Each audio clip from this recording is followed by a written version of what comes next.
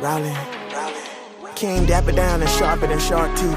I'm fresh to death, and when I put that shit on, it lower my heartbeat. This how fire works, baby. I spark heat like a bottle rocket. I don't even spit, I be vomiting. When I barf sheesh, the whole game know I'm a menacer. Every beat is like a special move on Mortal Kombat. I'm a finisher, soul snatcher, taking your enema. Feeding on rappers, but you niggas is trash. I've been throwing my dinner up. I don't settle down with it, I simmer up. You would never walk a mile in my shoes, cause bitch, I ain't gonna let you bend them up. I took shots, some niggas was dunking. I wasn't him enough. Fuck, I'm trying to prove that I'm cold. That's what the winner for. Hey, keep it taller, that's what you winning for. Do it y'all meaning like the sun at noon. You better make sure it's centered up. Because the way that my shit hit, brother, bitches be trying to get me in the corner for the mouth. Like spit bubbles, champagne in my coat. I'm a Chris Tucker. I'm running circles round niggas. Soon as I enter race like a mixed couple. Chunk of fat dudes, this a big double. I put the bread before the beef and did it all for the cheese like a McDouble. Hey, King busted nigga, my shit shuttle. I give him game, but truthfully, you niggas is condom like a dick rubber. So kick rocks, nigga, and lick rubble. Cause I'm the problem and the reason why Little China got big trouble. Look, I'm clean shaven, you won't see shit stubble. And if I ever want a pool of bitches, I tell her make me a big puddle. I freak your diva till she got weak knees. She wanna lay in the sand on an island in tan. I told her beach please. All I ask is give me a hard dick, not a hard time. Regarding your feelings mean that I'm gonna disregard mine. And I ain't in the business of brushing off what I really want. When you expressing feelings, just try to be Bryson Tiller. Don't let me know if you can comprende. And if we fucking hush about it, just keep my pickle low like I'm Dende. And then stay 10 toes down. If you want niggas that'll bleed for you, baby, you gotta make sure the men straight. Never fold, but if you do, then bend straight. I muffle some of the game so they won't get exhausted from all this intake. I'm sick of all you ingrates. My heart tougher than Tuscan leather. Gave an inch, but they took a foot from me. I'm Kunta Kinte. I'm rolling.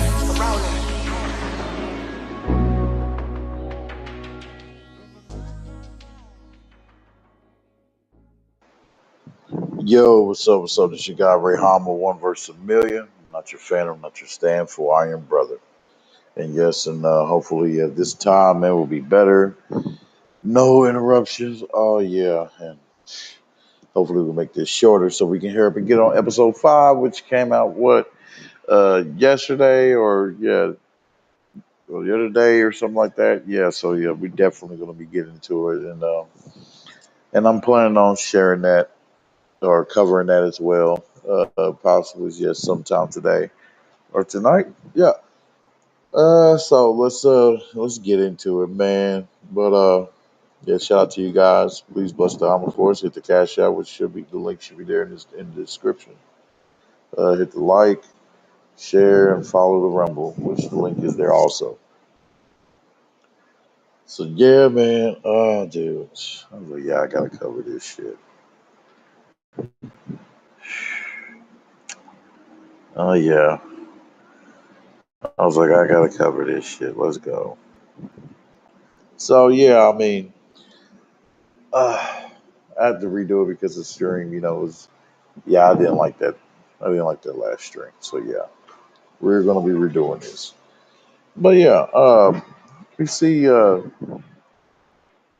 Orban basically took over this town called Tumbleton, and basically there this town is ran by these two nobles who swore allegiance to Rhaenyra, and yeah, this motherfucker just took over. Boy, they hold. I mean, when they took over their whole spot, I mean their whole spot. This motherfucker took over them with their home, like where they sleep.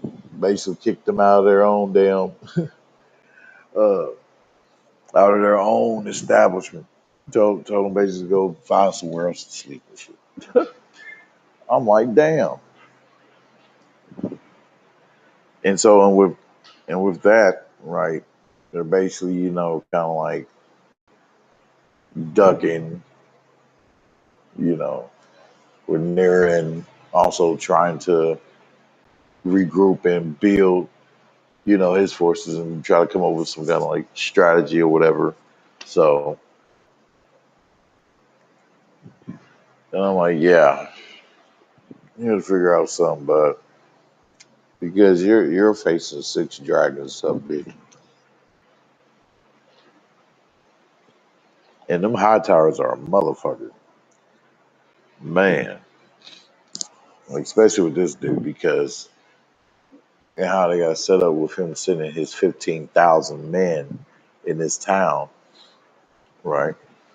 Basically them relocating and taking it under siege. Uh, each each house has to house like so many different soldiers or whatever. It's like three, four, or five to each house and shit. Some have three, some have four or five, whatever. Uh, However they do it. And so there's this dude here.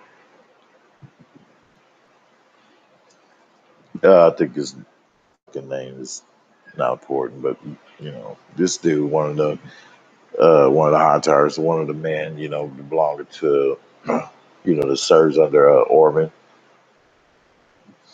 Yeah, he's a son of a bitch, man. Like, yeah. And we see him in this scene where he basically gives a girl, uh, Hugh Hammer's wife, the eye, right? Like the whole like, yeah, I want you. I want you look, yeah. Hey, real talk. I'm like, hey, you're the fuck with the wrong one, son. You're the fuck with the wrong one. I was like, well, you better leave that chick alone. Well, you better leave her ass alone.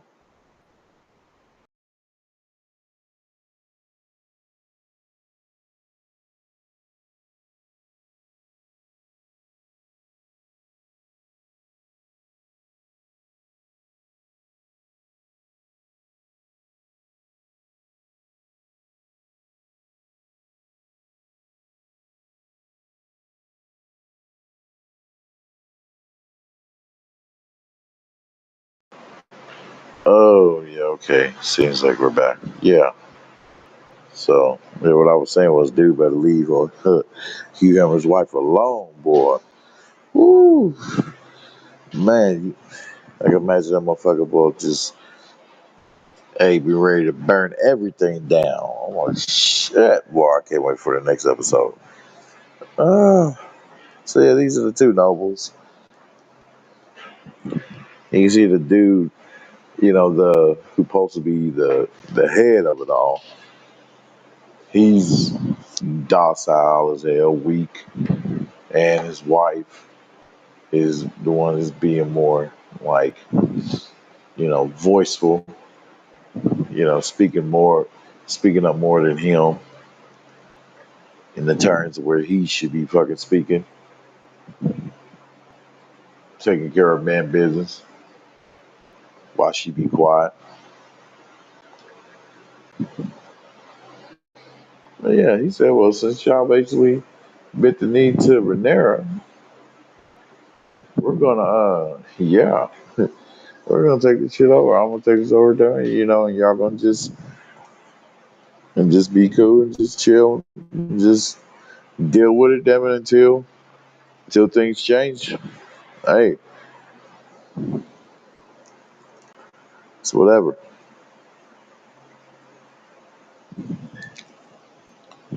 So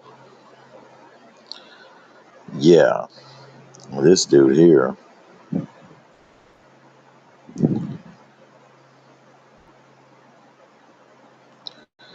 and we see him. He's basically Orban trying to teach, this little young prince how to rule. So whose name is Darren.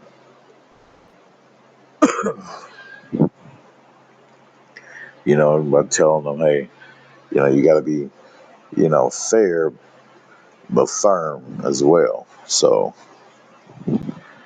well, okay.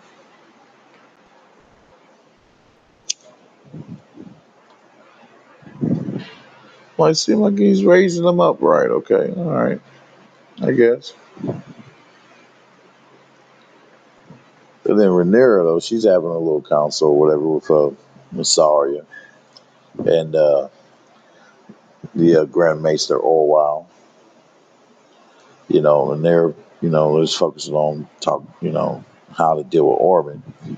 And basically, in this, at the end of this council, basically where she recognized, Orwell, his faithfulness to the crown, and so therefore, she chose to, since he bent the knee to it and everything, she told him, hey, you can retain your title as Grand Maester, as long as you, be loyal and all that good shit. Yeah, and prove your worth, basically.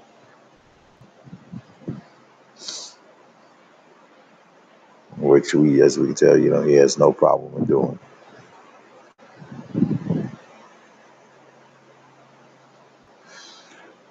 But she said, as long as you continue to be useful. But yeah, but she's choosing to focus on Orman while they focus on everything else.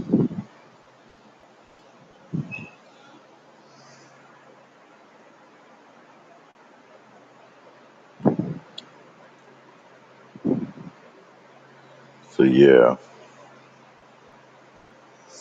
and that's Orwell, the Grand Maester. Hopefully you guys can see it. But yeah, that's him. And he plays a damn good role. A damn good role. So he he kind of draws you in though with his acting. He's pretty good.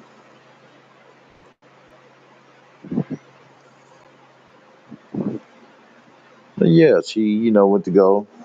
And so she said, I mean, hey, her focus is on Orman. So therefore she went to the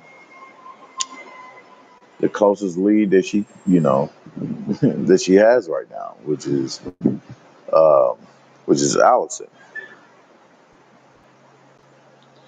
Asking her questions about him and all that shit, trying to inquire, as much information from her as she can get. She basically really told her much at all. Just he was kind of dickhead to her brother Gawain. Her brother Gawain kind of really doesn't like him, but she basically told Rhaenyra that he has a strong, uh, sense to odors. So, which is why in this episode you see him using those spices and shit. Just I don't know, like maybe just give him that that fruity aromas, smell every time, just to take a break from smelling like a whole bunch of funky ass men. I don't know, like, I was like, okay, but yeah, but it was funny because Rhaenyra, she basically asked Allison, she was like, did it pain you to give your son away? You know, but Allison basically tells her like she's like, hey, um, she thinks she made the right decision. That she basically made a good, true act of motherhood. But but she's kind of like questioning on whether or not hey, if about her decision. If he is going to end up with the fate that she hoped for him to receive. But she don't know because I'm looking. Okay, maybe she knows that the high tower is any shit. Who knows? Maybe that's why she said that. But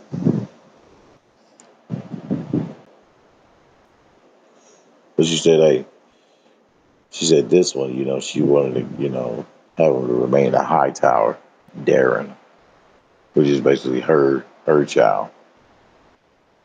Because she said she gave Viserys three Targaryens. And so she's basically saying like, hey, looking at how they turned down shit, I'm kind of grateful for my choice.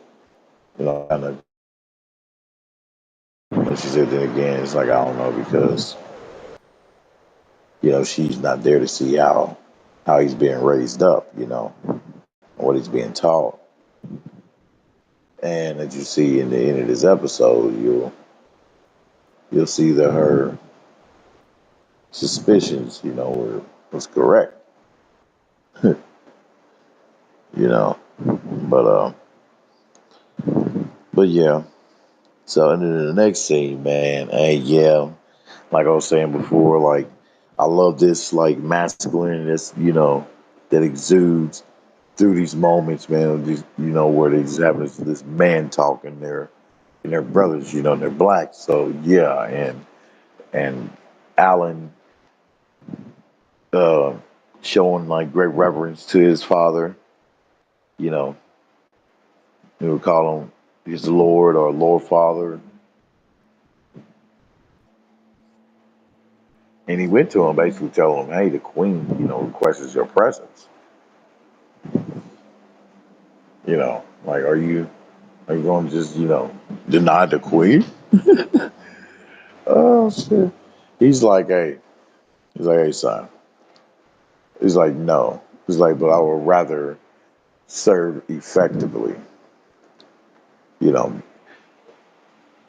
And which, yeah, you know, hey, he has a whole bunch of shit, just a whole bunch of tension, everything built up and stress, all that built up, man, from all of what he's lost,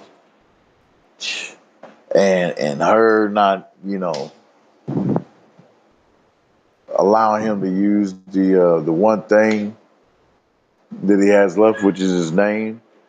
So I kind of see why he's pissed off. So he's pissed off at the circumstances, and of all of what he's lost due to because of this damn crazy ass war, and and pissed off at her at the same time. So yeah, but he passes the torch over to Alan, saying, "Hey, you look the part. Why don't you go ahead and you know and and go in there in my place, basically until he gets back." Which this will give him experience points, you know what I mean? So, hey, so therefore, just in case, boom, she needs his ear in particular. I mean, his ear and his counsel in particular. Then she can seek out for Alan, even when Corliss is around. After this time of them, being together while Corliss is away, because he's going away off to battle to take out I guess you might as well say the rest of the Cherokee that's, as they said, plaguing their routes, their routes, their trade routes. So yeah, so he's, and now I think Alan refers to it as Dragon's Gate. Yeah, and just man, it's that man mode, that masculine energy right there. That's being exuded through like scenes like this. And then as the father goes away, the Alan tells him, he says, anger is not something that can be ended with a blade, my lord.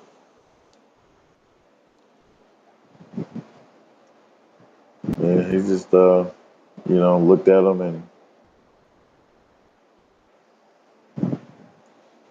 I mean, I want to believe, that was a look, that says, well, you're right, son, but I still gotta let out all this damn stress and take these some bitches out. So, yeah, like, that reference, those, that great just masculine principles was right there just being exuded, because Alan didn't whine and bitch and complain like we would see some other characters do what they'll do, and it's just unbecoming, of a male character, in these films and shows to exude the uh, untamed behaviors of a wild female who don't want to listen and follow directions. No, he's not acting like that at all. So, he takes the words of the father seriously, and he's with him. He's totally open up, and that guard came down too. So yeah, that wall he had up between them, of that was built up by years of resentment, that came down. So I'm just applauding that masculinity, the masculine principles, the man mode is being shown when they get together. And this dude, man, man, oh man. Ah, so as you know, Aegon's still alive or whatever. So so Aegon he visits the body of his dead dragon, or supposedly dead dragon, because I don't know. Damn it, I was thinking about it too. I may do that yet I'm gonna wait to do that for the next episode. Yeah, because that'll be five. We're basically like halfway in there. Yeah. So I might as well go ahead and show the videos from Marvelous Videos of their breakdown, of or maybe also share Rockstar's breakdown too of the hidden details and the things you miss shit. So I may share from both of those sources, the as they give the breakdown to this new season, to the things that I may have missed and all the Easter eggs and shit. So yeah, that seemed like a thumbnail of them, one of them posting a video. I seen a thumbnail of a video of what they posted of Sunfire, and yeah, so it's just I'm kind of curious about it. Basically, I'm very curious myself, so I'm gonna wait to watch that with you guys for the first time. But yeah, man, and so he's just heartbroken, blah blah. But I'm like, dude, I don't want to hear it. Like, little Queen Helena, Helena, like what she said, he did it to his damn self. She didn't say that, but she said, he did it to himself. But yeah, but in this scene we see, where he's like speaking into it in High Valyrian, language, you know, trying to get it to wake up or whatever, but Lars to get him to see, the logic and reason of it that unless he wants to rot there with his dragon, um, he should come on, and they should continue on, to their destination wherever the hell they're going. So as they try to find like some kind of safe haven or or cool decent spot where they can go to until they get to their true destination. But he said in this, he said to Laris, he spoke out loud to Laris saying, he's, I think he's still alive. So I'm like, what is up with that?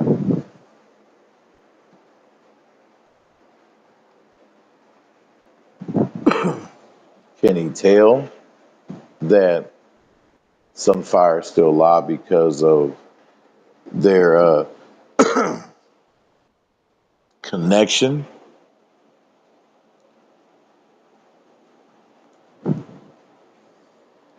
If there's some kind of like blood, some kind of connection through their bloodline, and there's established through their bloodline through some kind of mystical, by some kind of mystical force or whatever. I don't know. They may have established it that way or whatever, but where they can tell if the life force between one another, between between Dragon Rider and Dragon. If their life force is gone. So I don't know, but I'm wondering if they do when they do die, like there's still some life force in there remaining because I'm like the Night King took over a dragon, so I'm wondering was he able to do that because there was a smidge of life force left within the dragon? I'm not sure. So yeah, that's all. I'm gonna check out the videos on that. But the next scene, y'all, hey, I'm like, okay, we're Gwaine and Kristen circles, and yeah, who's the hand of the usurper? Uh, yeah,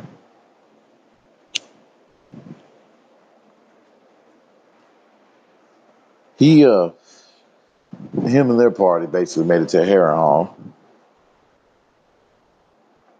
and man, well, as you can see, as they show the scenery, to show so they can let us see the damage of what Aemon did.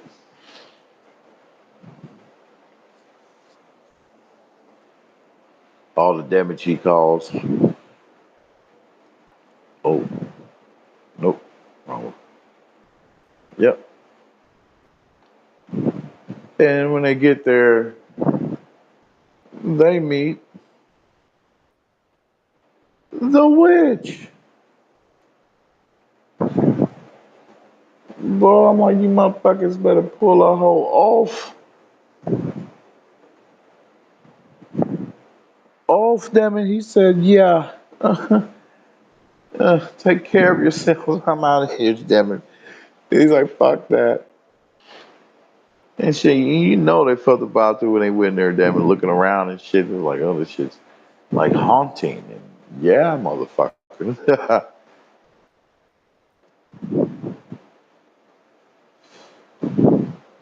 So shit. So she basically tells them as they're looking for Aemon, they're like, we was due to meet him here. And she's like, oh, yeah, he was here, obviously, yeah, he was here, but damn it. But he left. He left after hearing Rhaenyra took over King's Landing, and then it fucking shocked the hell out of Gwaine. No, he's like, what? Oh, man. So them two are kind of like debating what to do, Kristen and Gwaine. And Gwaine, he's trying to talk sense and reason to him. He's like, hey, from what I see, we got no dragon. Aemon, refusing to come. He basically abandoned us. And Kristen is refusing to believe that. So therefore, he's taking his mind off that. And so when he tells Gwaine he'd rather focus on attacking the Riverman, which is the man that Damon helped busted up. So yeah, which is where I believe you have that one boy as the ruler of one of those tribes.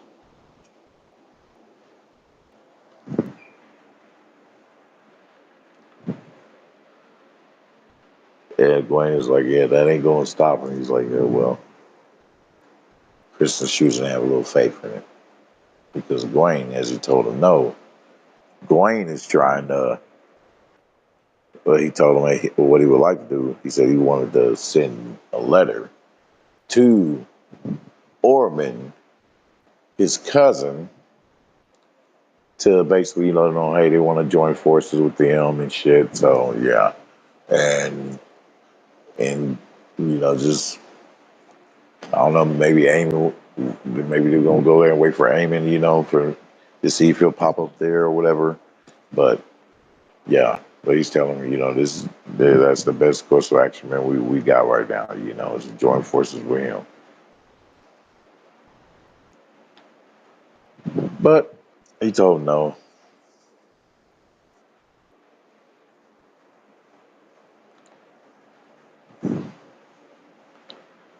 He told him no, but yeah. So that's what Christian said. What he wants to do. So I'm like, yeah, okay. Now we can be looking for an attack, on the Riverman.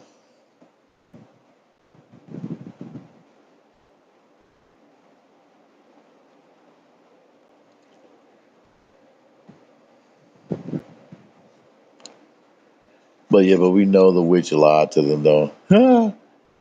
When he left, and so I'm like, man, because you in this episode we didn't see Eamon at all. So man, I'm building with anticipation, dude, and at the edge of my seat, just waiting to see like what kind of shape she has him in.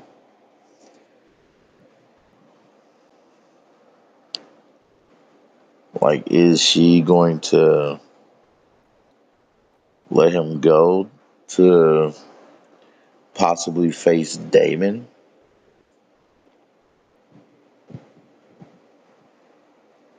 Or is she going to take him out? Mm. And if she does, can we count that as, you know, War won in Rhaenyra's favor?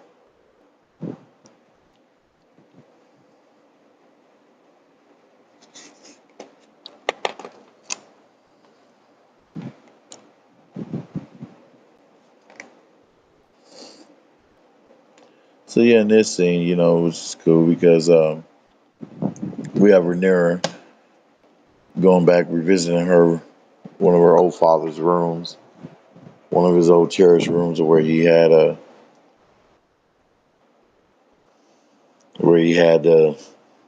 sculpture made of the recreation of it's like a recreation of the old Valeria and how it looked. But damn it, man, there's a whole bunch of rats in this son of a bitch. I'm like, shit.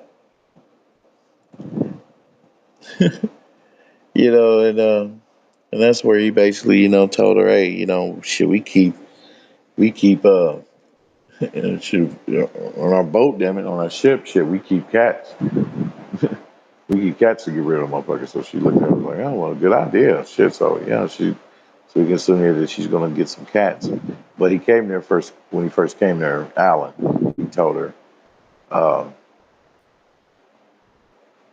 and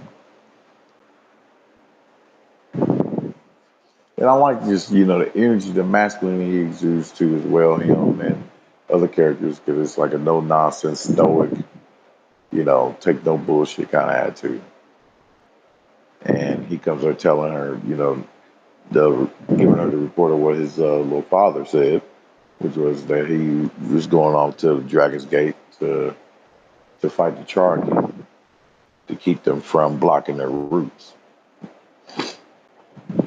And that's what she told him. She was like, "Well, he is capable, man, to handle that task." She's like, "While his queen is trying to repair a broken kingdom." But he's breaking down. He was like, "You're my queen, if I may." He's like, "Hey, my father, he's damn hell, he's basically suffered a great loss, So this is basically what he needed. Yeah, like I said, he needed to relieve all that damn stress. Because boy, going through all that, man, like you got to commend and salute to any man, for still trying to find a way to press forward after suffering a great deal as that. You know what I mean? As he did. And so she didn't really, contest it. And she's like, oh, okay.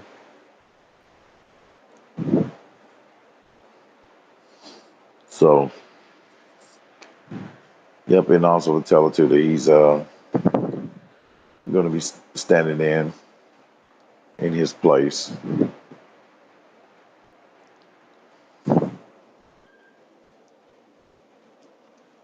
And yep, as we go to the next scene. Oh yeah.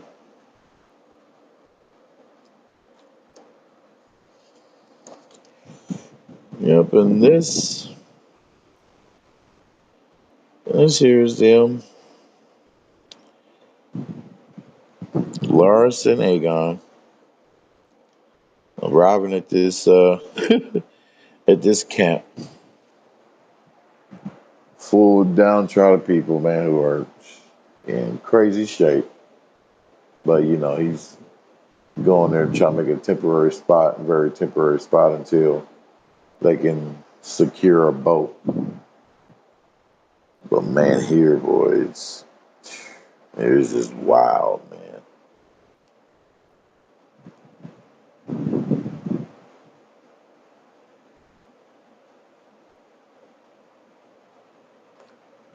But I will say too, what Nira said in the last scene as I go back, I did like how she, just oh man, it's still selected on there. Okay,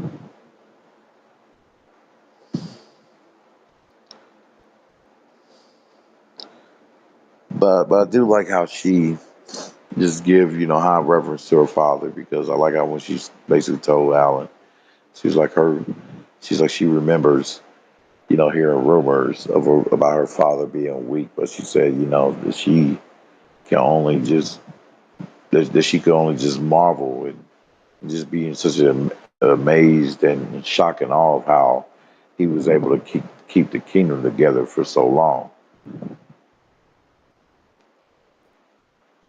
But we could say that it was only until after she came across such hardships in her trying to claim what was rightfully hers, what is rightfully hers. So yeah, um, but that was cool to see that. I love seeing that. More women, just giving respect to their fathers, showing love to their fathers in high reverence.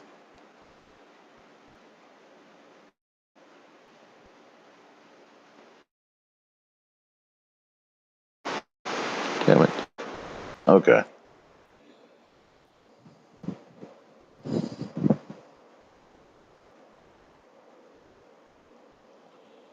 Yeah. Then this next scene, man, was really messed up too. I'm like, damn man. I'm like, shit, I knew it.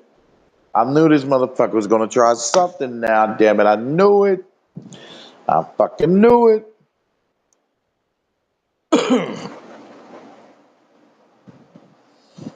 So he sees her there, she's making food and all that. And mind you, she's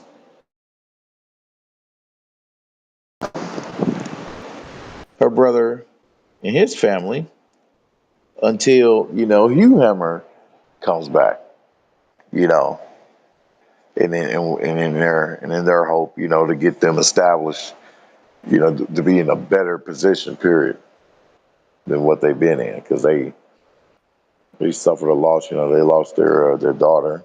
So I think it was by sickness, by a certain kind of sickness. But yeah, we see this motherfucker, man, this scene, dude. And salute to the brother, man, to her brother. Her brother tried to get up there. He got one good whack in, man. He rocked that motherfucker a little bit before they end up snatching him up, man, because he was trying to protect his sister, because this dude ended up getting up and just got up in her face and was like, I want that. Just try to be on some Donald Trump shit, just grab him by the coochie, type of shit. Yeah, just totally essayed her, man. I'm like, you done fucked up now. You done fucked up now. Wait till my boy Hugh hears about this shit. Wait till he hears about this. I'm like, man, you done fucked up. So, and this bitch ass, and them other two motherfuckers just stood there and watched too, ain't stopped their boy. They are super bitch made and peon and spellbound them damn selves. Cowards. Like the lowest of lows of cowards.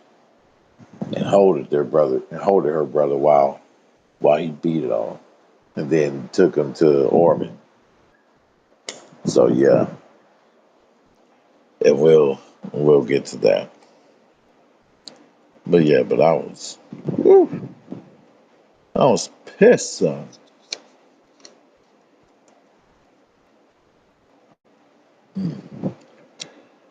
So yeah, so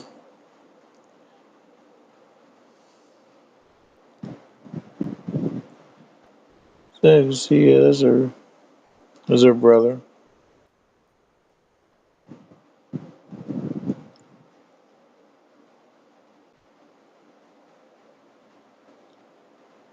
Bitch made ass.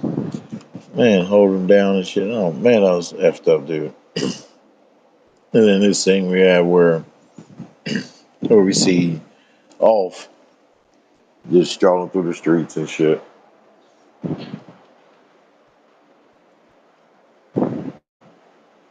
Well, he's making his way to somewhere, but yeah, but on his way to his spot where he's headed out to, he sees these writings on the wall. The motherfucker can't read, so he asks the dude, he's like, what is that? And this motherfucker told him it says Queen of Bastards. And I'm like, oh shit. So I know that's what he's saying too, but yeah. I was like, damn. I'm like, this girl got problems. So I'm like, somebody's trying to, or a little group of people who's loyal to the high towers. They're really trying to be a problem. No, Rhaenyra is not going to like that shit. And yep, and we see Off. He he made it to his tavern, to his favorite tavern, to his buddies and shit. Whom he look at his family in a way. He made it there, and Shen's they're like, "Hey, he's back. He made it. He rose up to become a dragon lord now." Ah. The motherfucker's like, "Oh shit," It's like, "Hey man, I need a little help on this." One of his buddies, a black dude, he's like, "Hey, Maya, the drinks kind of going up." And the motherfucker ended up being like, "Well, drinks for everyone, drinks for everyone." That motherfucker did not look like what he was willing to uh, to cough up that money, boy. He had to cough up his whole pouch. I'm like, damn.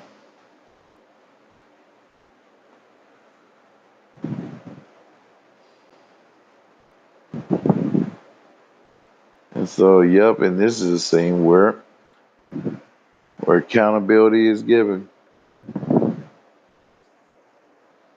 where the Val Creek, whom is one of his men, who tried to who did essay Hugh's wife.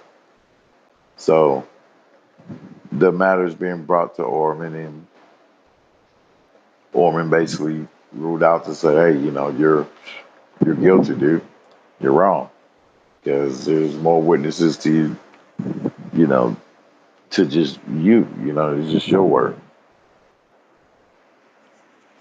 And it was just him talking to the other two men that was with him. They ain't really say shit. Martial art, I think it's funny because it was the same two dudes who he was rocking with, the same two soldiers. I believe it was them who grabbed him after Orban told him, take him away, and since he broke the arm of uh of Hugh's wife's brothers,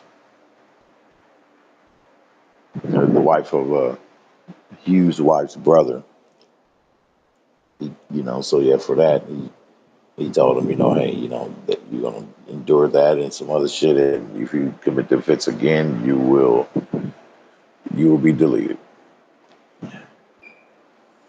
But he kind of like, I don't know, he kind of had like a sincere look about him too when he said that, and I'm looking at him like, I don't know, you seem a little, so he's kind of like, trying to make it seem like, he's, of a righteous ruler or whatever,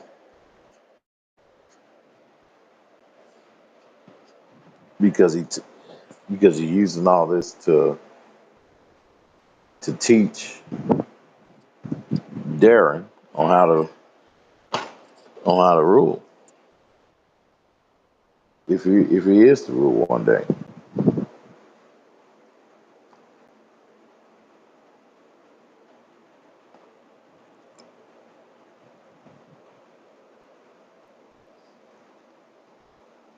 And then there's two, the damn, they walk away happy and shit, but and he ordered uh, for them to be treated by his medics. And I'm like, huh, okay,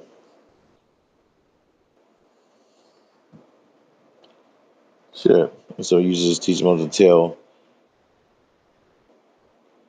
Darren, hey, must be firm, but to be cautious and everything, and to be fair still, because just the rise of the people, because they may end up getting pissed off with him. They are pissed off with them being there. So he just basically saying, yeah, we don't want to incite them any further. So so he's teaching them that, to say, hey, when you rule and all is fair like that, you're going to go far.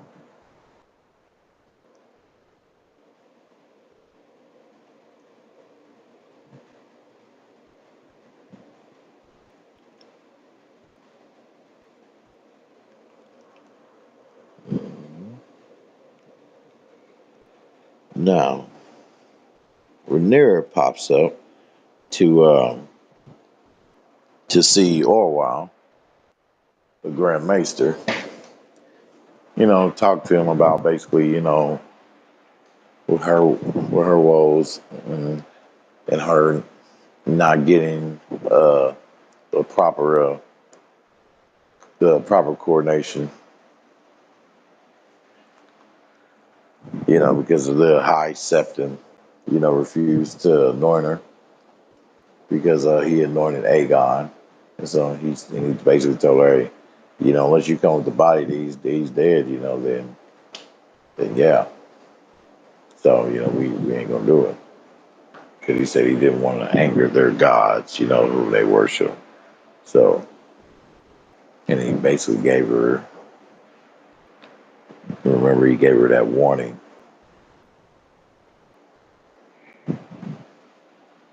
He gave her that warning to not go about this and be in error.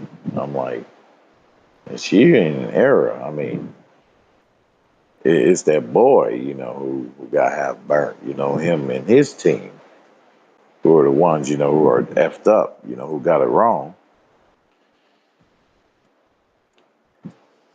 As I'm talking about Aegon, yeah. So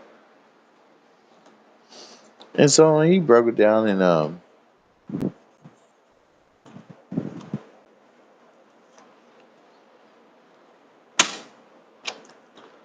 because he asked him questions like basically saying like, "Hey, how much power uh, do the high towers exert over the faith?" And he basically told her that they are intrinsic, because the high towers basically helped establish the parts of the building. That were basically the whole. They helped create their building, their place of worship. So so he says no, and he said plus they're too proud to allow that you know type of thing, the faith.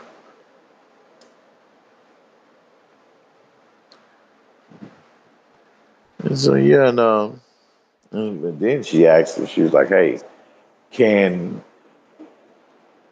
can he be removed? And he said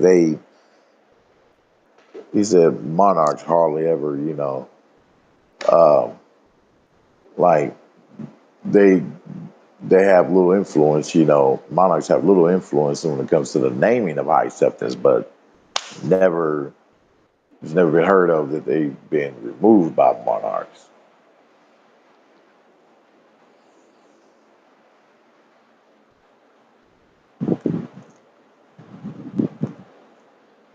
But yeah,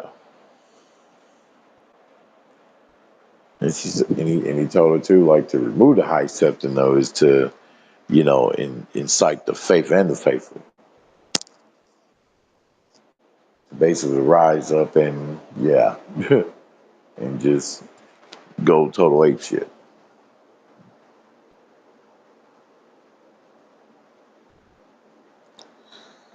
Yep. So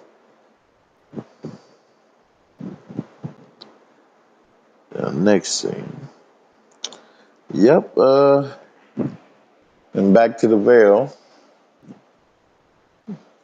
with Damon, according to his, to his order. Yeah, he chose.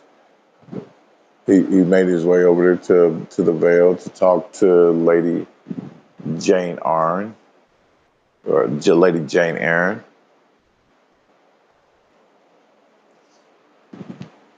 who got this strong Eurocentric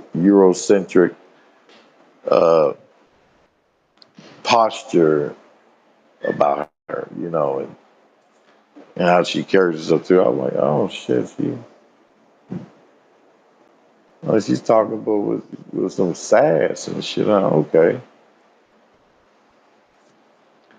she's kind of like talking shit to Damon a little bit because he goes there right because he's trying to, you know, get have her to fulfill her promise that she made to Rhaenyra, that she was going to provide her with men that they can use, for towards the war effort. But she's like, I might as well send babes because the dragon y'all gave me was just it just hatched out of his egg and shit. Just it's barely old enough to defend any damn thing. Shit. I'm like, oh, you funky bitch. I'm like, you got a dragon, motherfucker. The hell?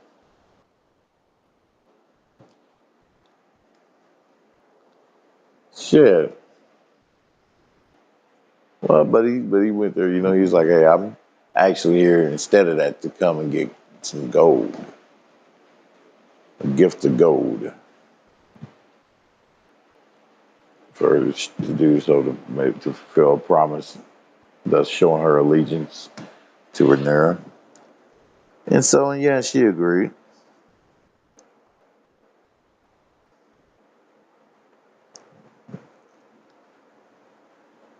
She ended up ultimately agreed though, after some little sass talk and shit. She was like, "Here's Damon, the Targaryen. It was in my high hole, like a beggar with a teacup." I'm like, "Oh shit!" And he's like, "Bitch, uh, a gift to go will grant you my speedy departure." uh, Shit. Man, you down here that look like, bitch, I really don't want to be here. They don't like that either, bitch. But hey, but here I am.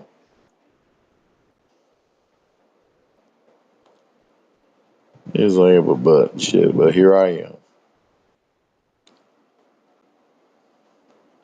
And so I'm getting the gold and making his way back to headquarters, to home base, King's Landing. To bring the gold to Rhaenyra. Caraxes, his dragon, basically from what we can tell,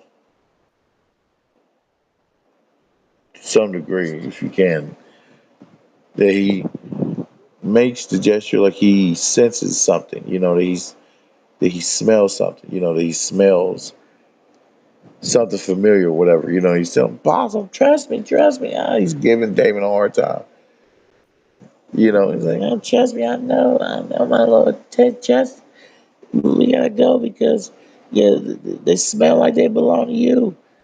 It smells like somebody, damn it, I know too, who's also another dragon.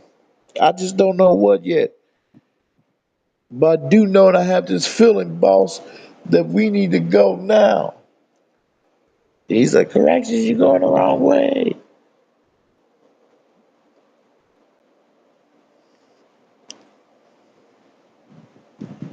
Yep. And to my surprise, when I first seen this, I mean, I couldn't.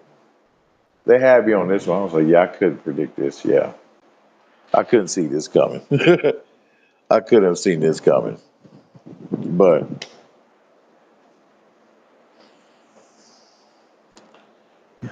it was right. Caraxes, since another of its kind,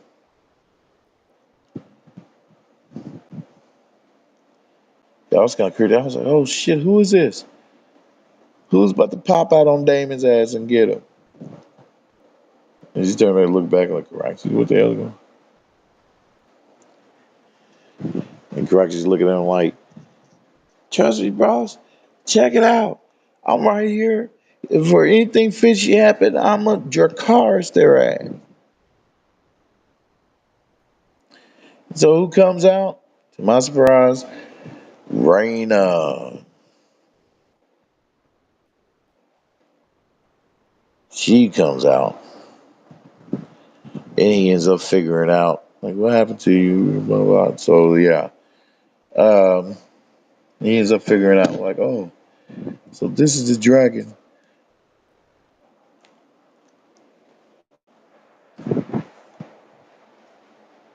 who killed Jace.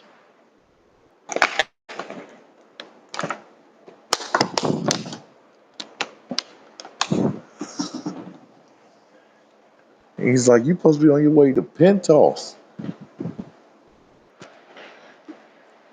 He said with his sons. He said, you swore to be their guardian. I'm like, yep, dumb crazy bitch. Yes, she totally chose to be disobedient and want to fulfill her own desires.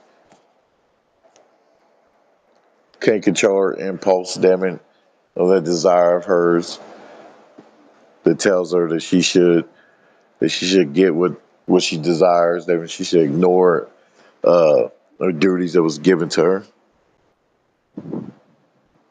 Telling him, that I'm no good in court. I'm no oh, bitch. That's what you were born to do, bitch. Was to serve.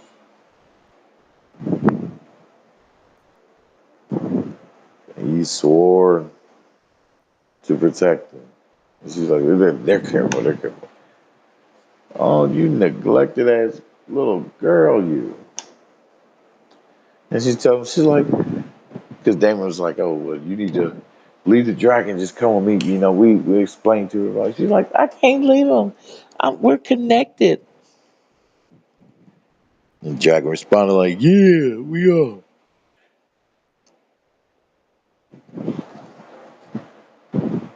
We fly around and eat fried sheep.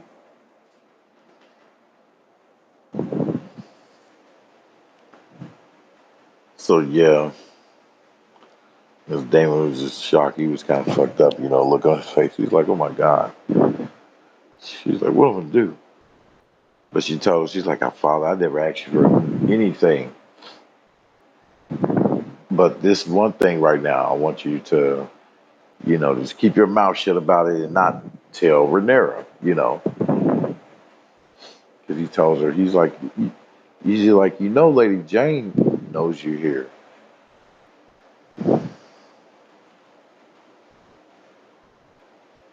So, so this motherfucker, what he does, and she takes off, it's like, no, I'm not going back, no. And she takes off with his ass, and Damon, he hurried up, got out the way.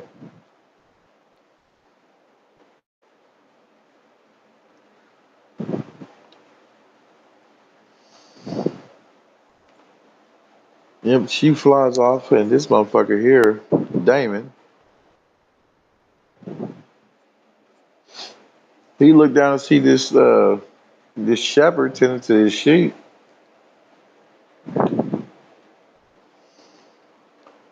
and he's like, huh, I got an idea. All right, that idea don't sound too bad. I'll rock with that. At first, he's kind of a little reluctant to Rhaenyra. He's like, you asked me to commit treason in my life. So I'm like, ooh, yeah, this one's a big one. This one will typically cost any soldier their head for what he did. So, yeah. We'll get to that.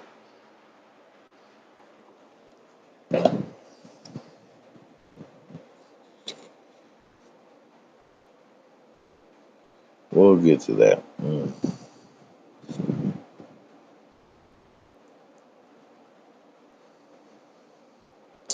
So, in this scene here, we see this son of a bitch.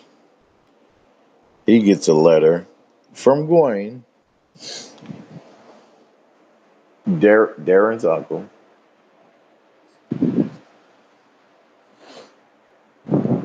that the Amons fled and he's not coming. So, yeah, and that they're going to need joint forces and all that shit. And that pissed him off. He was like, "You can't, you can't, you fucking can't, yeah." It's like totally just crashing out.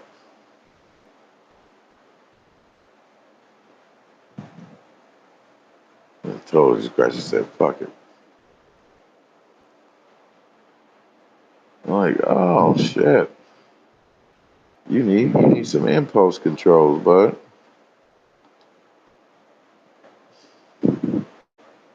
And Orwell, he's there talking to the queen and tells her, hey, from what he can report back from his findings in the notebooks that kept the records of the communication between Otto Hightower and Ormond, which is from Old Town.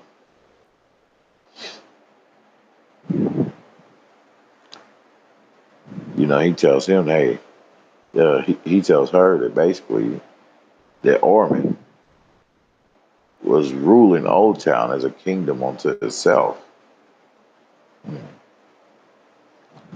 Okay. I'm like, what's up with that? That didn't become clear until towards the end of the episode. So I'm like, okay, I get it.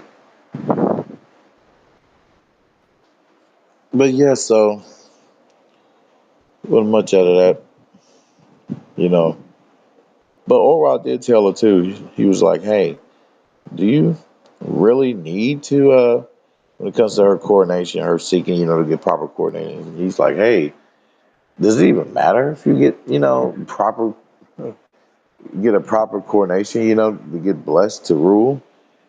For when you have like all the power of, all the power in the world at your fingertips. Shit, you got, hey, you got 6 dragons and all these damn men. Yeah. So all these people that bent the knee to you. So you know. But then again, while that was said, I was like, well, it might create some kind of taboo with, between y'all in the mystic world, within this series. So shit, hey, who knows? So, mm. And she kind of looked at him. She's like, at first, she's like, but thoughts there. So, it's been playing it.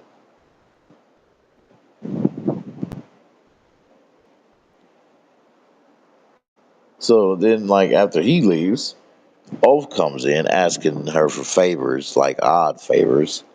Like, hey, can she do something, do these things for the people who he's very close to, who's of the tavern that he frequents. So, and she kind of looked at him bizarre as hell. Oh shit! And she basically said no, and on top of that, she told us that, oh yeah, oh my god, yeah, no, uh, no more taverns for you. You should go drinking, inside. Basically, put his ass on house arrest. Oh shit! You said you could drink here on the inside, but Oath tells her the news of the graffiti. Okay, of her, uh, of the slander. There's been of the writings of the writings of the walls in the city, and she was pissed. You know, when he told her that the words were saying Queen of Bastards. And the other night too, them and this assigned to her. He's stoic too, basically, proper, and it shows them, hey, he's ready to serve it. He ain't taking no bullshit. So therefore, so nobody can call him a slouch. 'Cause he's there ready to defend Rhaenyra at the quickness. But yeah, she's pissed, and she told her personal guard to grab to get Sir Luther, who's the head of the Gold Cloaks. It's a special unit of hers.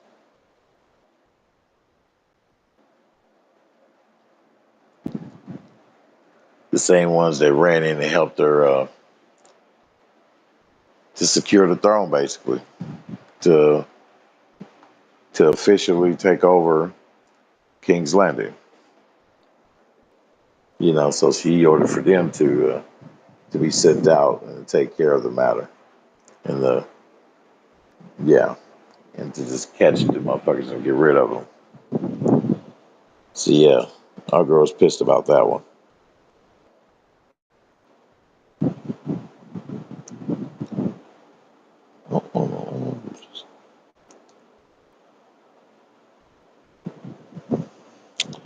And this was kind of hilarious too. Ah, hell no! This motherfucker was. Oh shit! He had to carry a bucket of piss and shit. This motherfucker he looked like boy he's about to throw up too. He's like, ooh. Oh my god, boy. Yeah, he look like boy. He can't take it, boy.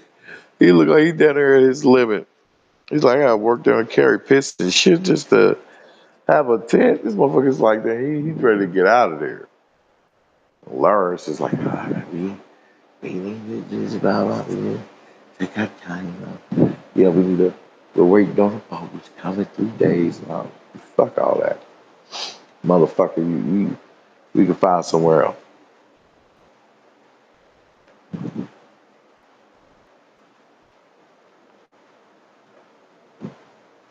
Oh shit. But then this dude does some crazy shit. The the ruler of that camp that be uh that be making people work and charging them all that good shit, for a tent and everything. Aegon came up to him, was just pissed about, how and the amount of food there was, and how the people were not eating good and shit. And with their raising his voice, talking mad shit. I'm like, motherfucker, you are not in King's Landing, and you are not like whole. You're like burnt, like half burnt.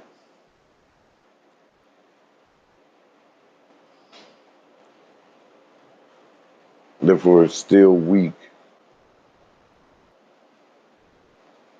from such damage. What the fuck can you do?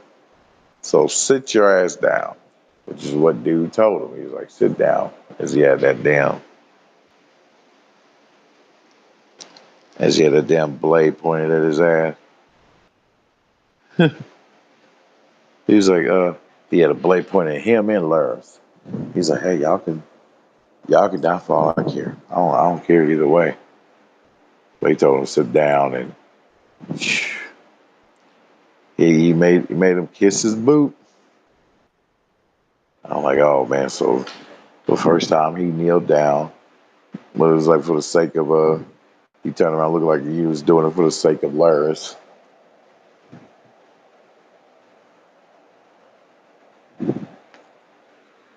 He made the man kiss his damn boot. I'm like, oh man. Oh well.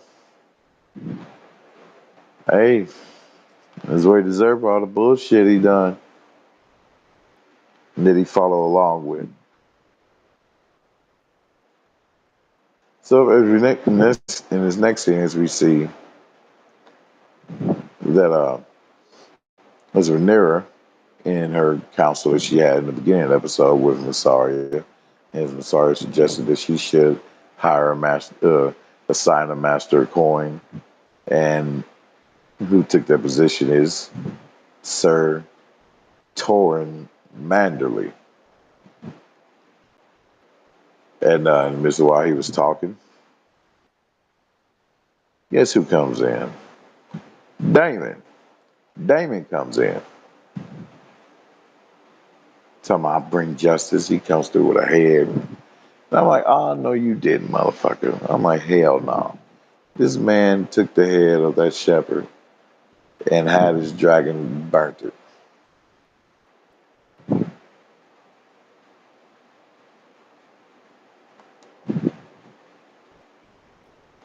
So, yeah. Rhaenyra, she's looking all beyond bewildered. Like, what the fuck? And so, you see who's also there at the council.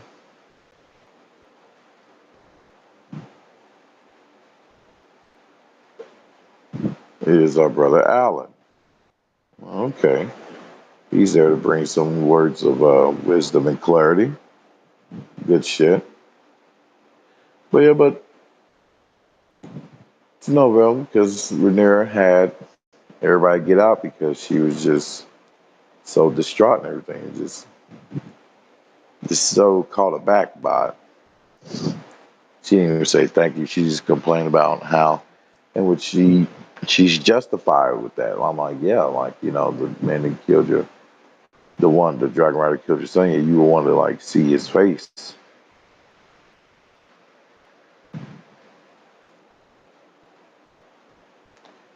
I wanted to see him. So, but he told her, hey, this is the one.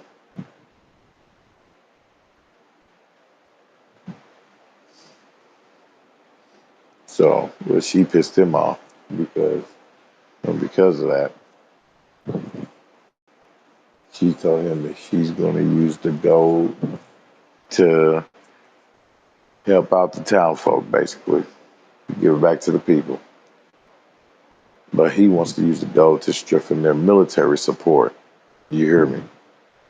And military support and recruitment. Oh shit.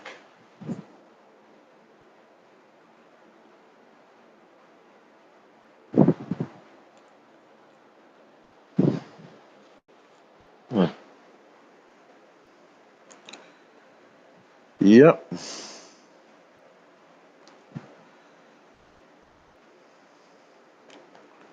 That's what she asked. Of course, like, what if sheep stealer?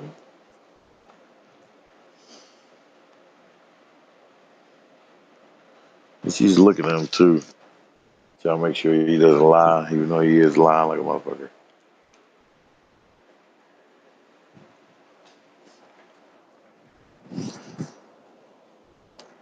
But yeah, but after she told him about that, about what she's gonna do with the gold, he was kind of a little pissed off.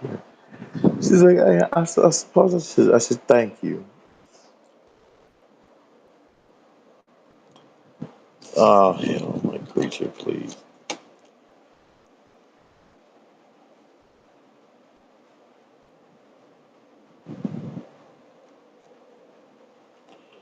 So, but yeah, but Messiah, the next scene here, she asks Damon, whose hand that belong to? So I'm thinking like, okay. I've seen it on her face too. I'm like, and plus we can say she knows Damon in and out. So yeah. And I wouldn't be surprised if they surprise us of her having some kind of connection to their mystical part of the world that they are just so subtly just teasing us with, here and there. And I'm like, okay, we're in the third season now, so therefore y'all should just be on some berserk with it type of shit and just come out. Just come out with it.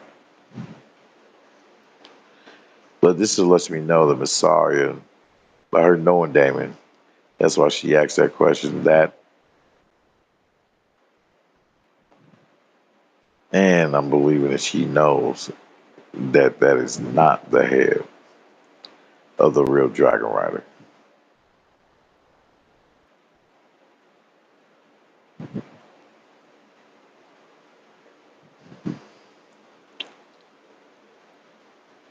So yeah,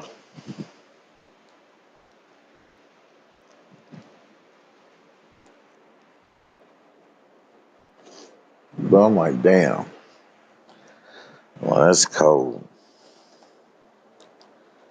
That's so damn cold blooded.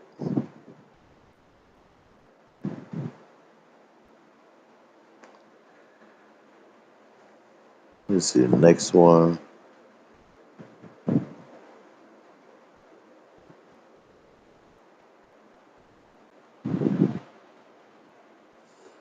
All right, next slide.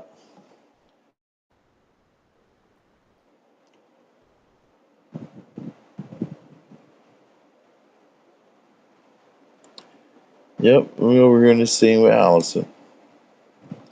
And she's there, obviously with Helena.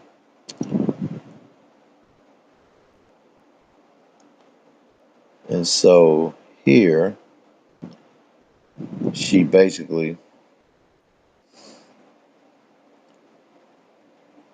was trying to help Helena out. This was after Rhaenyra came in, and just to let her know that she decided to send, some quote unquote good man to get her father's remains sent to Old Town.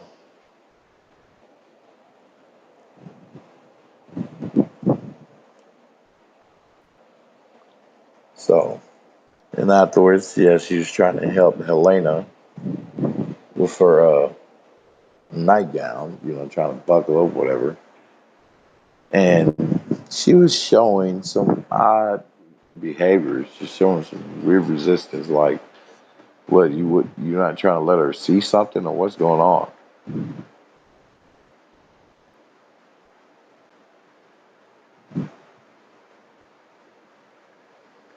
Mm.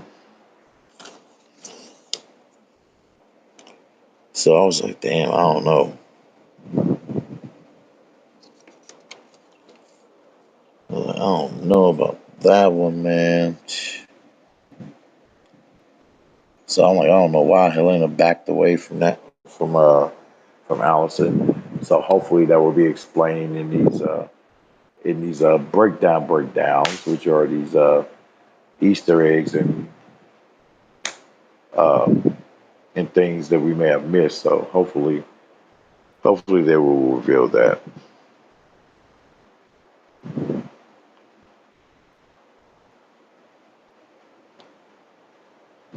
Yep, in here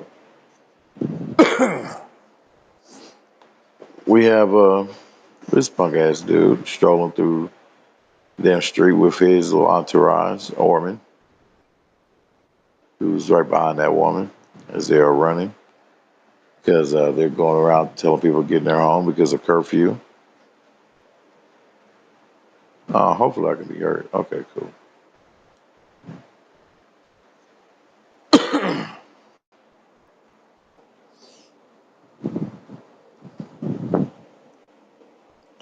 And so in this scene, I was kind of geeked too. I'm like, oh, wee.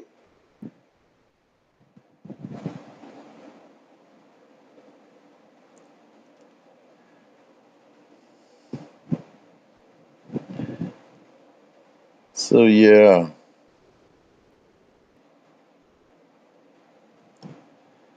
So, and surprised this motherfucker too, Orman, as he looked up and was like, "Oh my God, a dragon!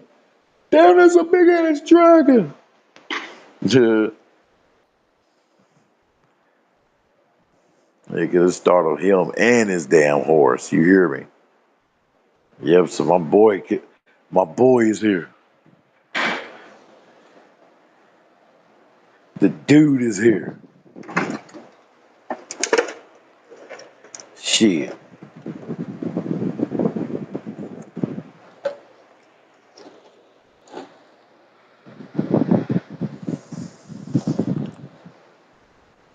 Yep. Because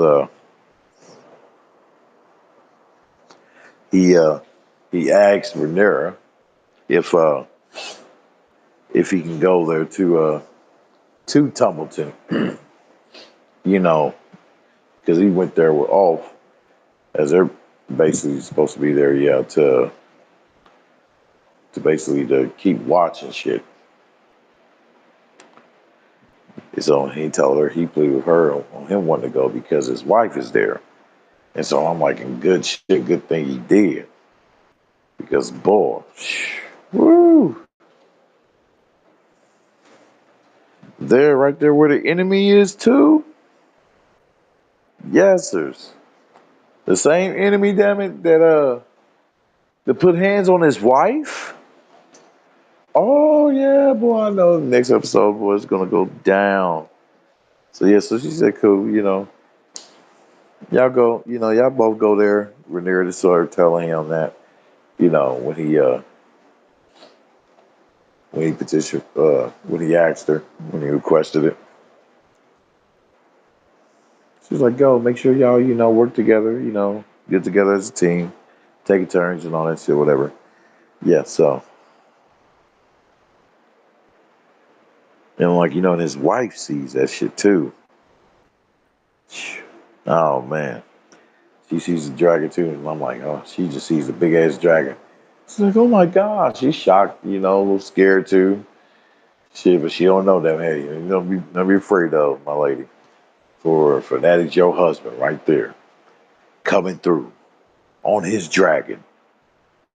So no need to trip. In this scene we have where we see, yep, and as she ordered, the gold cloaks, them and they coming through fierce and raiding through people's houses trying to find who did it, and just getting people, random people, and getting them to scrub the walls off, or just to scrub the writings off the walls and shit. And I was yelling, scrub it, scrub, take that shit off.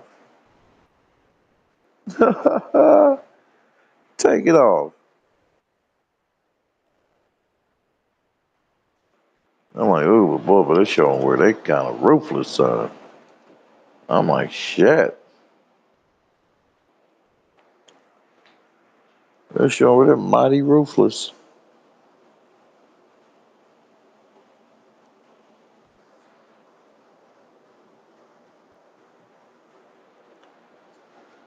And, well, you're taking time to load up my pictures for some weird reason. Okay, there we go. Yeah, I'm definitely doing a better great time man than the previous stream because, yeah, make sure to cut it shorter because, man, yeah, the last one, it was like a little over 2 hours, by God. Yeah, okay, let me go ahead.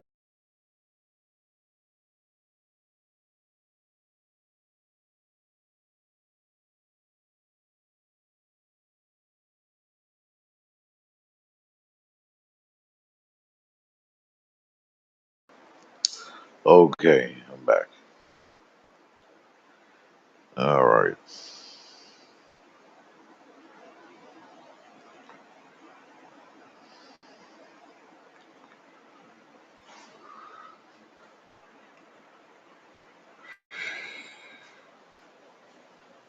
Mm. Damn you, Rumble. Won't highlight the rest of my damn pictures. My last little pictures. Try it again.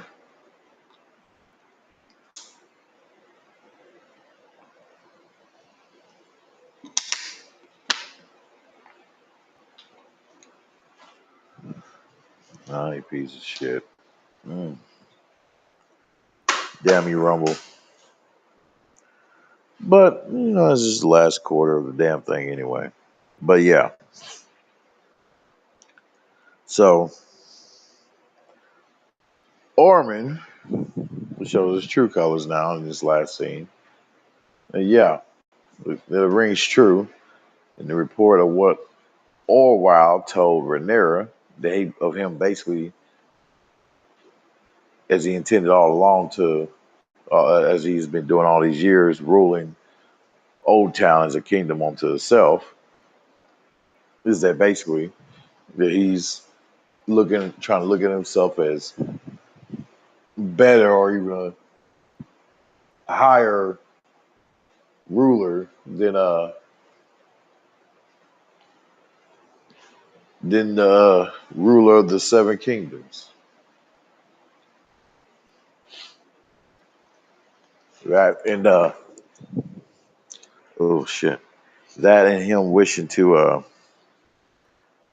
and it's showing too of him wishing to make Damon, no, not Damon, but Daron, to make him position him as king, as he told him. But he said, but in order for you to get further in that goal, before us to get established, you got to pass that ritual, a dark ritual that Orban came up with, which was the act of deleting an innocent. And that innocent person was a man, the brother of Hugh's wife, of Hugh Hammer's wife. I'm like, oh, hell no. Nah. But you see, Darren was very reluctant at first, about it. He's like, hey, this man's innocent, he didn't just go straight and do it. It's like, yeah, yes, sir. No, he was really against it. You know what I mean? And the feelings and emotions and all, we can already assume that okay, that they're the Targaryens and the dragons, they're connected in that way. So we can tell that the dragon could feel all that. He knows how his young master is feeling.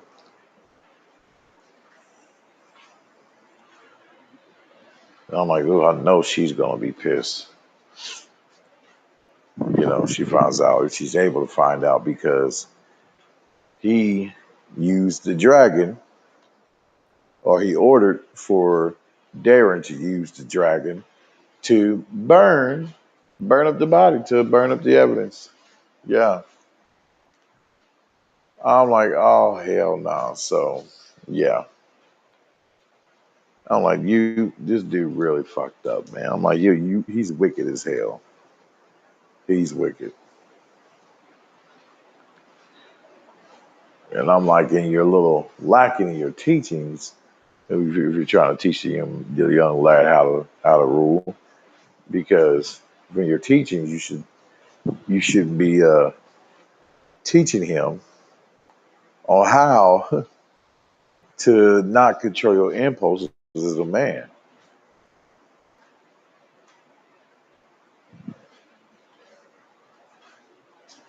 as a ruler should, and not just teaching and not teaching him how to snap and let off his stress by slicing the damn table. So yeah. Oh, now they want to pop up little late bastards. Uh, so yeah, that's the scene. And yeah, I gotta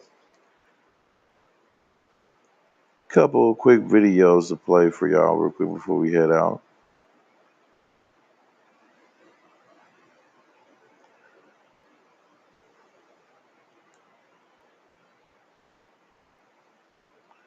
Or will it be a thing if I see this episode? Please don't spoil for me, y'all, because I am going to be watching it. Yep. As soon as I get done with this. But I will be watching and taking my time and going through it. But I'm wondering, okay, will the boy end up snitching on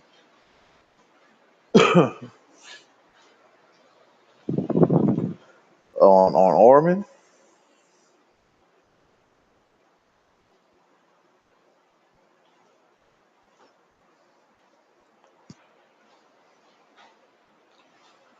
Or what? But can't wait. But yeah, but let's get into it, man.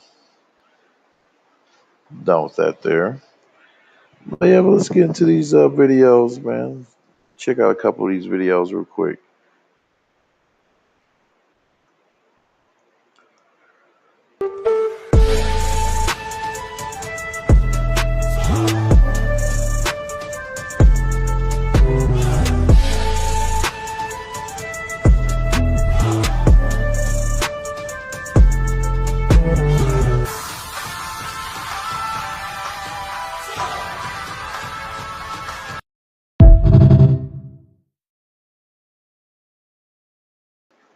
Oh, she look mighty cute. Okay, shit. Hey, hey, shit. Okay, she look a little mighty cute with all those different hairstyles. Shit, man. Let's play that one more time. I like what I see.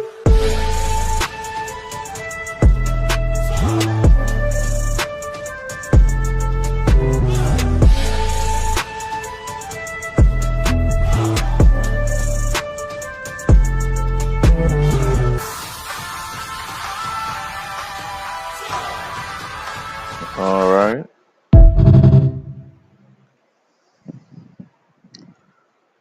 All right. Let's play that one for one time. All right, let's play my boy Flat Top Chicken, man. Because, yeah, I really didn't feel like, you know, gave my good expression of over this topic here. Uh, but yeah, let's see what he's talking about. It's like 10 minutes. I want you to put the word out there that we back up.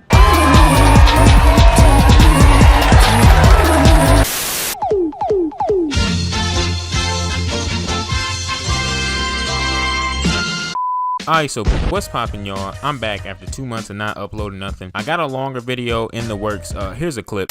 If nobody got me, I know women complaining about men on the internet got me. Can I get an amen?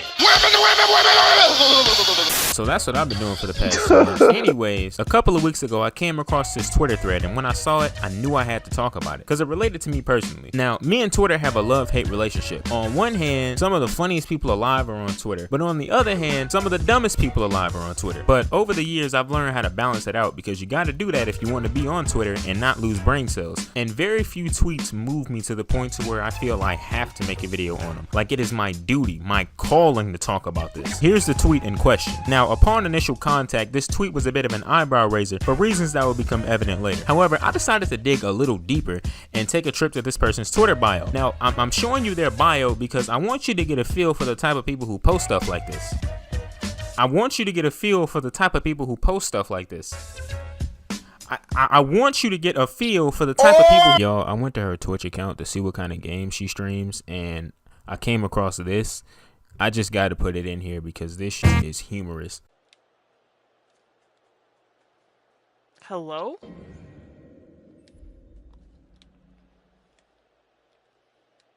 What do they want me to do? I'm not understanding. What do these idiots want me to do? Oh, other way. I'm so stupid. You get the picture? You picking up what I'm putting down? Let me show you one more example, and I don't have to travel far because it is the top reply at the bottom of the original tweet. Like I said before, I just want you to get a feel for the kind of people who post. Now, the problem that I have with this tweet isn't that it's a couple of OnlyFans girls trying to boost their subscribers. Hoes gotta eat too. The problem that I have with this tweet is that it's all cap. Because if you've grown up as a nerdy black dude, as I have, you would know that black women would not touch you with a 10-foot pole. But I'll talk about that later. Back to the tweet. It was so bad that somebody started a separate Twitter thread where they asked black women to post their nerdy black boyfriends. And all that Twitter thread ended up being was black women posting their conventionally attractive boyfriends who just so happened to be into nerdy stuff. Now, I will admit that there was a few couples in there that truly were just two nerds falling in love. But what made the tweet even funnier was that in that thread, a couple of black women were getting exposed for lusting after white men in the past. And all I got to say about that is, those in glass houses should not throw stones. Now, here comes the part where I talk about my personal experience on this topic. I don't know if you realize it yet, but I myself am a black nerd. I am an African American male who possesses unconventional hobbies such as anime and video games. I'm not gonna use the term blurred because I think that shit sounds fucking stupid. I've been playing video games and watching anime since I was in grade school. I got a fat ass PS2 game collection. On occasion, I hunt down rare retro games so I can add them to my collection. I really do this nerd shit. And I can safely say after 20 years of being a nerd has never gotten me any pussy whatsoever. No woman in the history of ever has ever wanted to date me because I told her I liked Inuyasha or Cowboy Bebop or Dragon Ball Z. No woman has ever thrown it back on me because I told her I like going to arcades. A woman has never had to wring out her panties because I told her I had a collection of PS2 games. It's just never happened. On the real though, could you imagine that? Hey girl, I play video games, I watch anime, and I got a big, juicy, thick PS2 collection. Being a nerd never got me any bitches, just plain and simple. I'll tell you what it did get me though. It got me flamed and ridiculed often until about the beginning of high school. No joke, I got called gay for nearly a whole semester after I mentioned that I played video games. Y'all think I'm making this up? This happened in 8th grade. Now with this in mind, you can imagine how surprised I was when people began to come out of the woodwork just a few years later talking about how much they love nerdy men. Ooh, I love me a guy who likes anime. Now people are trying to rewrite history and say people didn't get bullied back in the day for liking anime.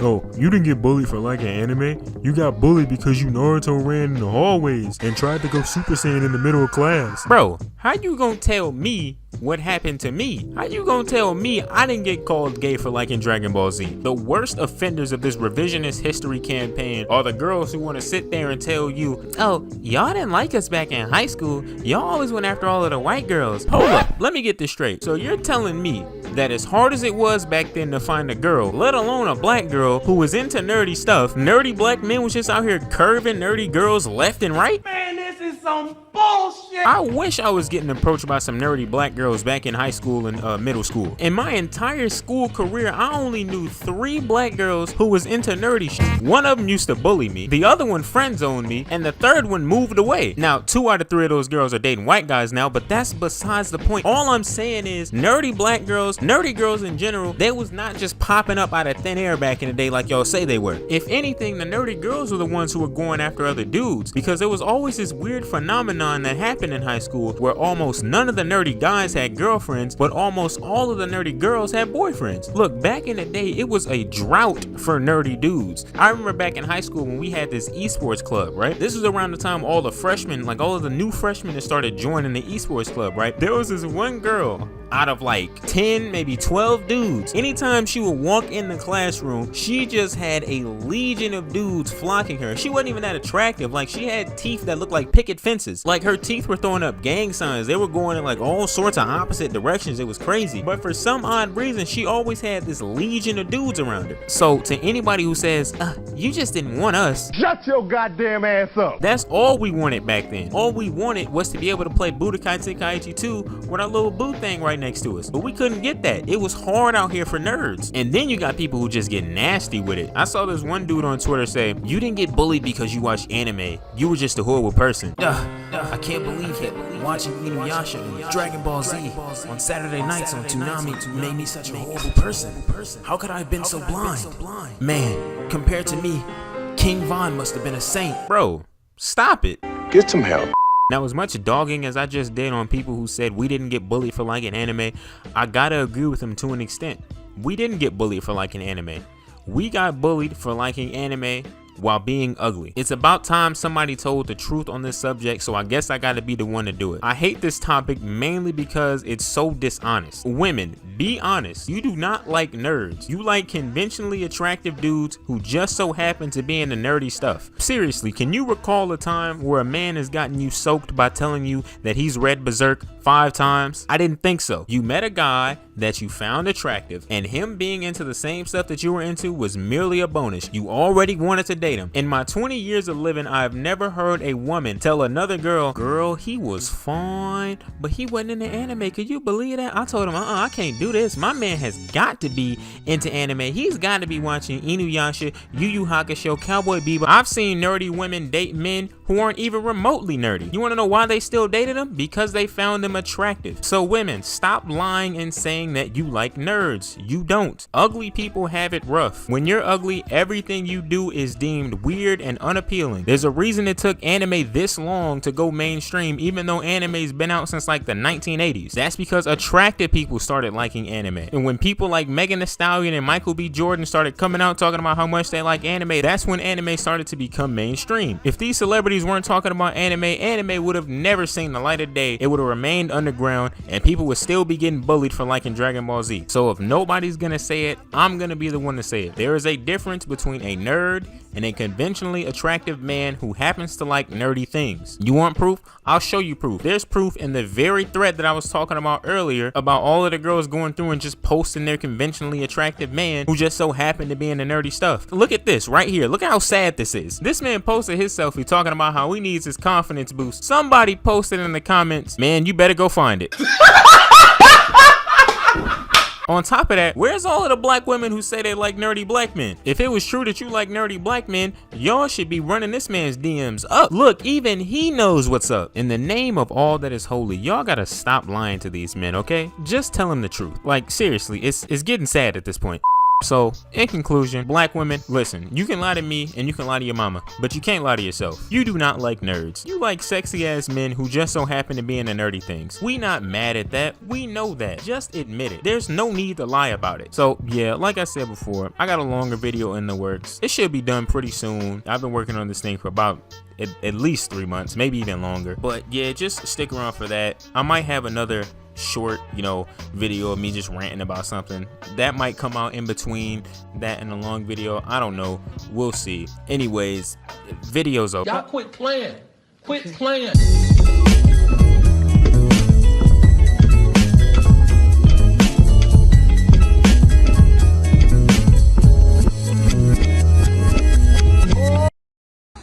Bonjour mademoiselle, je proclame notre soleil, je veux m'en venger, merci beaucoup, je hurle, oui oui baguette, bisous.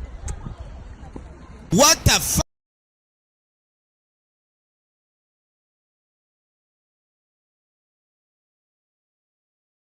Yo, yeah, man. So on that tip, yeah, as a smoke on that one, man. I gotta put a 420 smoke up in the air for you, brother. Yep, because as I can resonate too. Even though I'm one who has like a little bit of a little hood, like aesthetics to a degree, you know what I mean? Like the roughness of it, you know what I mean? But still, I'm like still nerd and shit like that too, and I still like faced a lot of that, backlash and shame for it and everything else, and come across the shock of seeing people, even the same people that hated it, that hated that nerdy shit. Now they're into that nerdy shit. So yeah, and you're right too. They and his brother's right too. Yeah. I've been since that too. Yeah, these chicks, they do not care for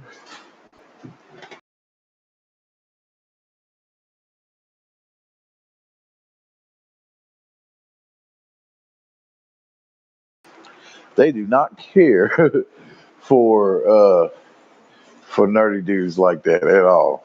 Like, and if they do end up with a dude that's nerd dude, yeah, they want the nerd dudes. Yeah, basically what he said. They want dudes who are conveniently like attractive and they just so happen to be a nerd. So, or I would say geek. You know, and I'm like, hot damn. He's right, and that's so true. So yeah, I'm like, yeah, they need to shut up with that shit too. I want a nerd now, like your Taraji P. Henson. I want a nerd. Bitch, ain't no nerd in their right mind will be willing to fuck with you. You hear me? No, they're gonna take their shit elsewhere, damn it. As one should. Because yeah, you bitches are crazy. So, you know, I would recommend for no geek to fuck with these crazy ass bras out here like that. Shit. I'll tell you, damn it, focus on yourself and improving yourself, damn it, and the betterment of your relationships and networks with your fellow man. But, dude, and that shit, yeah. So I wouldn't pay her no mind on that, you know. And as we know, a lot of black women, bro, that may say that they want nerds and shit. It goes right along with the other things, you know, that we have mentioned before of the things these women have stated of what they want. Because every time when they state what they want, they typically come out showing that they desire the total opposite.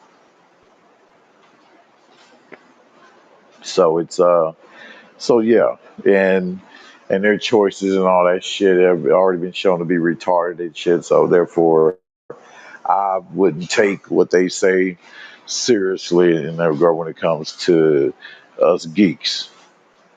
So, to us black nerds. And salute to the black nerds. But to the ones who are just assholes, geeks, them who are assholes out there and shit for no damn reason, pissed off or whatever, you know, or for reasons them are too ashamed them to bring forth to share why they are such a impossible human being to deal with. Yeah, them cats, I don't give a damn. Yeah, hook up with a bitch. Yeah, I hope you hook up with a whole Super Saiyan Keisha, motherfucker. Like, yeah, like motherfuckers are total dickheads. Like who you can't have no brotherhood with. Yeah, them motherfuckers. I don't care two shits about. Oh, Ray, mama, you should want man, kiss my ass. Some of these motherfuckers need these hard lessons. Yes. Fuck them. Yeah. Shit. That's what I say, damn it. That's what I say. But yeah, but thank you guys, man, for coming through. Like I said, I'll make this a little shorter than my first attempt when I was trying to call myself going live. So yeah. I will be playing our outro for this one. Yeah, but please bless the Cash App, bless the Hama Force, hit the Cash App, hit the link also for the Rumble.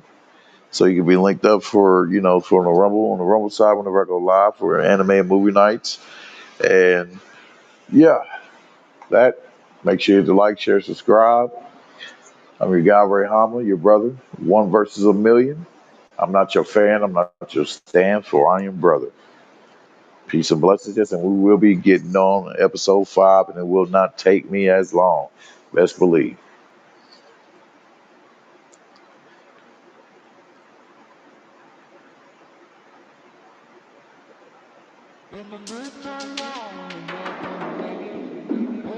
Rowling. King dapper down and sharper than shark teeth.